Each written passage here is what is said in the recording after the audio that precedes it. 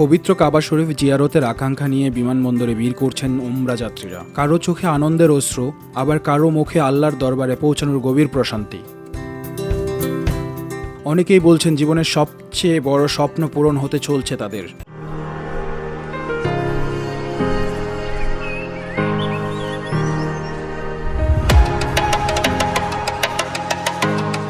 প্রত্যেক মুসলমানের আসলে মক্কা মদিনা যাওয়ার জন্য আকাঙ্ক্ষা থাকে।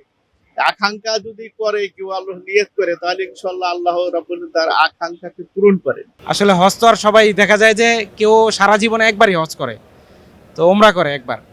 তো ওনার সারা জীবনের এই একটা পুঁজি দিয়ে উনি মক্কা মদিনা জিয়ারত করার ওনার খুব আগ্রহ ইচ্ছা থাকে।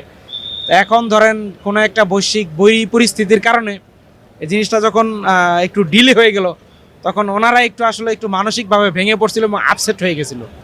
তো যখন পুনরায় আবার আমরা ওনাদেরকে আমাদের নিজস্ব চেষ্টায় আল্লাহর রহমতে, মানে আল্লাহর রহমত ছাড়া তো আর কোনো কিছু হয় নাই, আল্লাহর রহমতে আমরা এতটুকু আজকে ওনাদেরকে করতে পারছি। এজন্য ওনারা মানে আরও বেশি খুশি এবং আগ্রহ নিয়ে আজকে ইনশাল্লাহ ওনারা ফাইট করতেছে আর কি। উমরা যাত্রীদের যাতে কোনো ধরনের সমস্যায় পড়তে না হয় সেজন্য সব ধরনের সহায়তা দেওয়া হচ্ছে। প্রতি বছরই বাংলাদেশ থেকে হাজার হাজার ধর্মপ্রাণ মুসল্লি উমরা পালনের উদ্দেশ্যে সৌদি আরব সফর করেন। তাদের প্রত্যাশা এই পবিত্র সফরের মাধ্যমে আল্লাহর সন্তুষ্টি অর্জন করা। আমি আল্লাহর ঘরে কাছে হাজার শুকর আল্লাহর কাছে, আল্লাহর সন্তুষ্টির জন্য যাচ্ছি। S M Rakib, BOD Bangla, Dhaka.